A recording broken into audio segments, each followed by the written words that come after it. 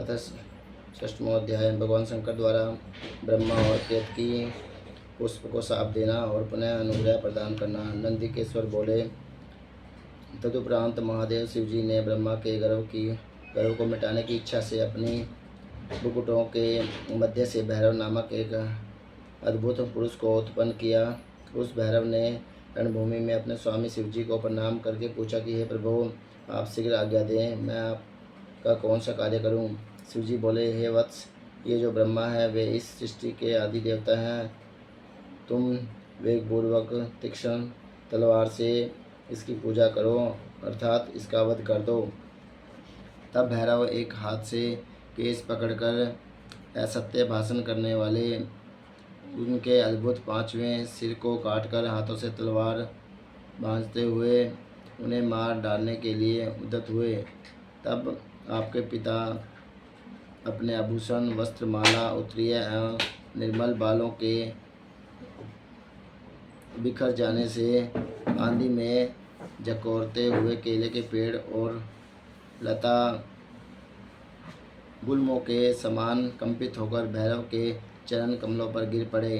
हे तात, तब ब्रह्मा की रक्षा करने की इच्छा से कृपालु विष्णु ने मेरे स्वामी भगवान शंकर के चरण कमलों को अपने अश्रु जल से भिगोते हुए हाथ जोड़कर इस प्रकार प्रार्थना की, जैसे एक छोटा बालक अपने पिता के प्रति टूटी फूटी वाणी में करता है।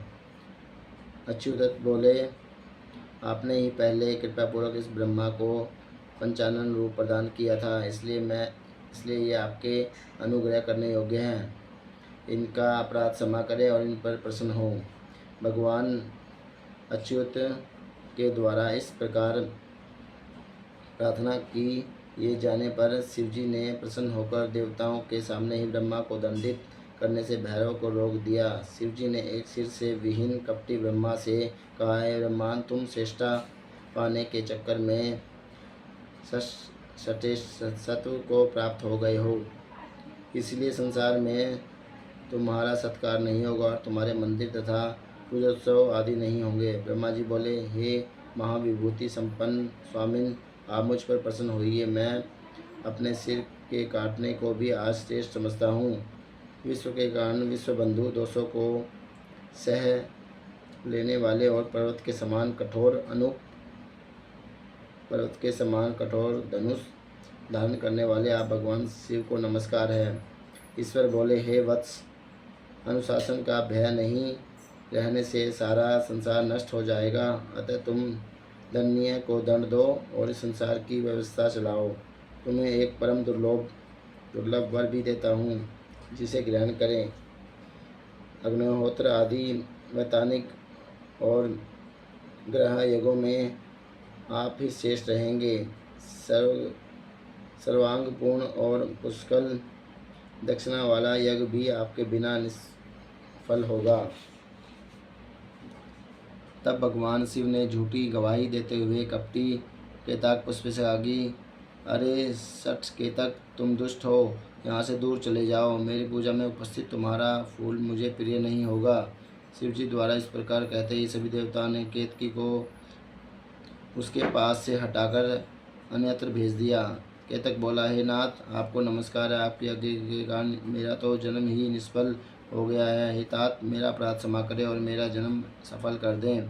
जाने अनजाने में हुए पाप आपके श्रवण मात्र से नष्ट हो जाते हैं, फिर ऐसे प्रभावशाली आपके साक्षात दर्शन करने पर भी मेरे झूठ बोलने का दोष कैसे रह सकता है। उस सभास्थल में केतक पुष्प के इस प्रकार स्तुति करने पर भगवान सदाशिव ने कहा, मैं सत्य बोलने वाला हूँ, अतः मेरे द्वारा तुझे धारण किया जाना उचित नहीं है, किंतु मेरे ही अपने तुम्हें धारण करेंगे और तुम्हारा जन्म सफल होगा और मंडप आदि के बहाने तुम मेरे ऊपर भी उपस्थित रहोगे।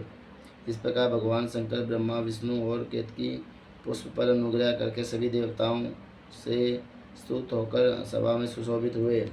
इति श्री शिवमहापुराणे प्रथमायां विष्णुलिंगेश्वर संहिता शिवानुग्रह वर्णन नाम षष्ठोध्याय।